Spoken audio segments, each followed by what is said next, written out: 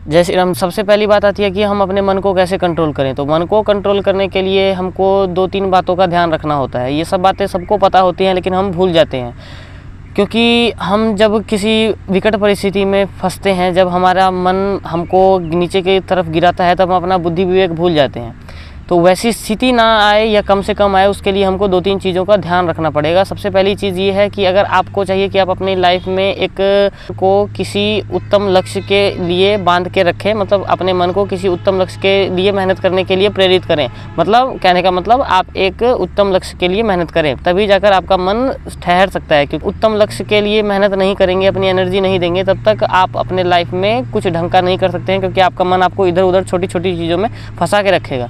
पहली चीज़ ये हो गई कि आप किसी बड़े लक्ष्य के लिए मेहनत करें, या कोई भी लक्ष्य जो आप करना चाहते हो। जैसे आपकी बॉडी ठीक नहीं है तो आप वेट गेन करना चाहते हैं, हो सकता है कोई ध्यान में आगे बढ़ना चाहता हो सकता है कोई पढ़ लिख के कोई जॉब लेना चाहता हो सकता है कोई आर्मी में जाना चाहता हो। बहुत सारी चीज़ें होती हैं, हर व्यक्ति की अपनी अपनी अलग अलग तरह की लाइफ होती है। उसमें आप अगर बेहतर करना चाहते हो तो उसके विषय में अधिक से अधिक सोचिए।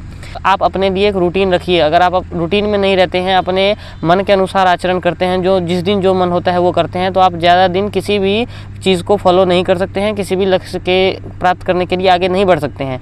रूटीन का मतलब ये नहीं होता है कि आप 4 बजे उठेंगे, 4:20 पे ये करेंगे, 5 बजे ये करेंगे, 6 बजे ये करेंगे। नहीं, फिक्स होना चाहिए कि मुझे 2-3 चीज़ें तो फिक्स होनी चाहिए उठने की। जैसे मैं सुबह कितने बजे उठूँगा, कितने बजे सोऊंगा, ये सब चीज़ें। उसके बाद व्यायाम आपको करना चाहिए। आप पढ़ाई लिखाई करते हैं, स्टूडेंट हैं, तो आप अपने नियमित समय पर पढ़ाई लिखाई करें। तो ये सब चीज़ें फिक्स होनी चाहिए, ये सब चीज़ें रूटीन में होनी चाहिए। सबसे मुख्य बात ये होती है। ये 2 चीज़ें हो गई। तीसरी बात हो गई कि इतना सब कुछ करने के बाद भी हम गिरते हैं, हमसे गलतियाँ होती हैं। उन गलतियों को हमको पहले स्वीकारना होगा कि हमसे गलती हुई है, हम इंसान हैं। क्योंकि प्रकृति ने हमारे अंदर ये वासना, हमारे अंदर की जो कुरीतियाँ हैं, गंदगी नहीं बोल सकते हैं, जो प्रकृति के विकार हैं हमारे अंदर बहुत ज़्यादा हैं।